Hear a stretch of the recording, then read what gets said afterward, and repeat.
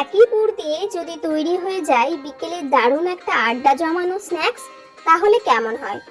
আজ নিয়ে এসেছি একদম ইউনিক এক রেসিপি, রুই মাছের স্যান্ডউইচ চপ। মচমচে বেসনের কোটিং আর ভেতরে সুস্বাদু মাছ ও আলুর পুর। চলুন ঝটপট দেখে নেওয়া যাক কিভাবে বানালাম। তো প্রথমে মাছগুলোকে ভালো করে সেদ্ধ করে নেব। প্রথমে রুই মাছের টুকরোগুলোকে সামান্য হলুদ লবণ মাখিয়ে ভালো করে জলে সেদ্ধ করতে বসিয়ে দিয়েছি। সেদ্ধ হয়ে গেলে মাছটাকে একটু ঠান্ডা করে নিই, যাতে কাটা ছাড়াতে সুবিধা হয়। এবার খুব সাবধানে মাছের সব কাটাগুলো বেছে আলাদা করে নিতে হবে। এবার পুর তৈরি করতে হবে। চলুন এবার কড়াইতে পরিমাণ মতো তেল গরম করে দিয়ে গোটা জিরে আর শুকনো লঙ্কা ফোড়ন দিলাম। হালকা সুগন্ধ বেরোলে দিয়ে দিব পেঁয়াজ কুচি।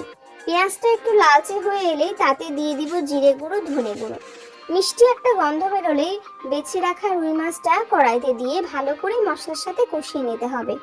এরপর দেব আগে থেকে সেদ্ধ করে রাখা আলু, স্বাদ মতো লবণ, একটু পরিমাণ মতো হলুদ, ধনে পাতা কুচি দিয়ে পুরটা ভালো করে কড়াইতে মেখে নামিয়ে নেব।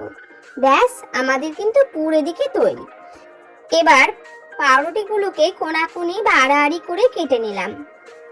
ভালো করে আস্তে আস্তে চাকুটাকে ধরে কাটতে হবে, নয়তো পাউরুটিগুলো কিন্তু ভেঙে যেতে পারে।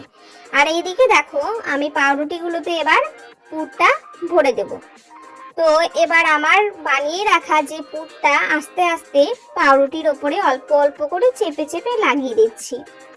একটা একটা করে পুর খুব সুন্দরভাবে আস্তে আস্তে এইভাবে দিও। তোমরা চাইলে পাউরুটিটাকে না কেটেও কিন্তু করতে পারো, তবে সেক্ষেত্রে কিন্তু একটু তেলের পরিমাণটা বেশি দিয়ে ভাজতে হবে, কারণ কড়াইতে এত বড় স্যান্ডউইচ দিয়ে একটু তো তেল বেশি লাগবেই। তো যাই হোক, আমি আমার পছন্দ মতো একটা শেপ নিয়ে নিয়েছি। তোমরা তোমাদের পছন্দ মতো একটা শেপ দিতে পারো। এবার আমার এখানে প্রত্যেকটা স্যান্ডউইচ কিন্তু তৈরি হয়ে গেছে। বাকি আমার যতটুকু আরেকটু পুর বেঁচে ছিল, আমি সেইগুলো ফেলে না দিয়ে বানিয়ে নিয়েছি ফিশ চপ। তোমরা এখানে গোল গোল করেও রেখে দিতে পারো, সেটাকে তোমরা নাম দিতে পারো ফিশ বল। তো আমি এখানে চপের আকারে একটু চ্যাপটা চ্যাপটা করে বানিয়ে নিচ্ছি।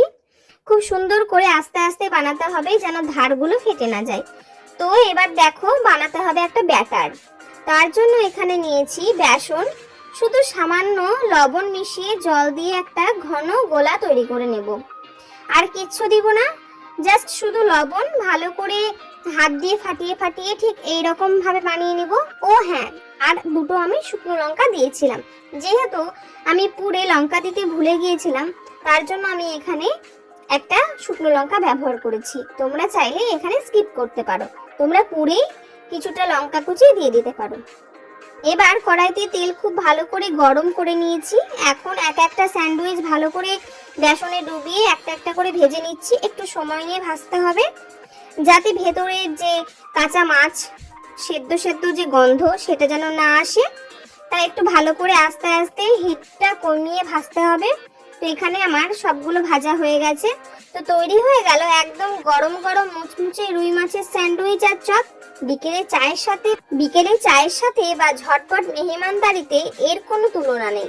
রেসিপিটি যদি আপনাদের কেমন লাগলো তা আমাকে অবশ্যই কিন্তু কমেন্টে জানাবেন। আর ভালো লাগলে তো একটা লাইক, কমেন্ট, শেয়ার করবেন। যদি পারেন ভিডিওটি দেখে একবার বাড়িতে ট্রাই করে দেখুন।